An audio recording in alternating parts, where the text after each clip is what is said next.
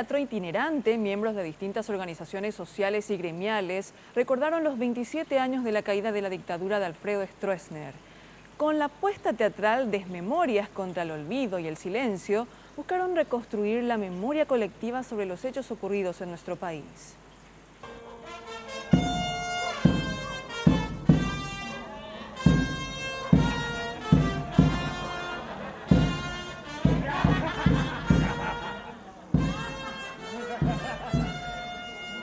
Al son de la marcha presidencial eran recibidos los dictadores Jorge Videla de Argentina, Augusto Pinochet de Chile y Alfredo Stroessner de Paraguay, responsables de los delitos contra la humanidad cometidos en el marco del Plan Cóndor.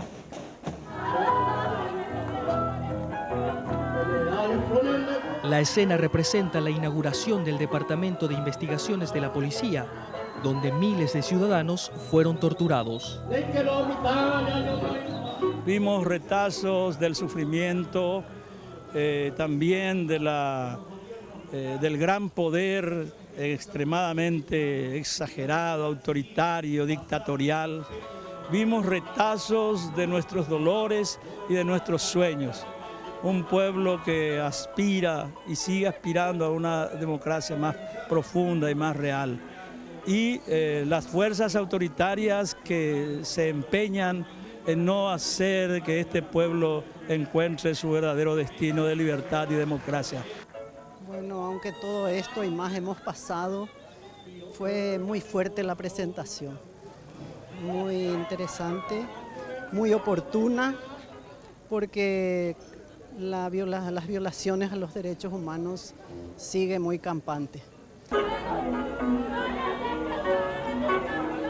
La apuesta teatral Desmemorias contra el olvido y el silencio busca construir la memoria colectiva sobre los hechos ocurridos en nuestro país entre 1954 y 1989.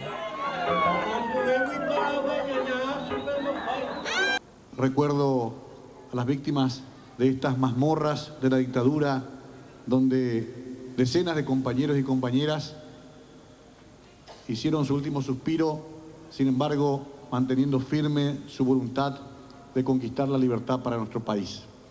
Más de 30 artistas, entre actores, músicos y bailarines, formaron parte del elenco que contaron a su estilo la historia de lo que sufrieron y pasaron las víctimas y desaparecidos de la dictadura.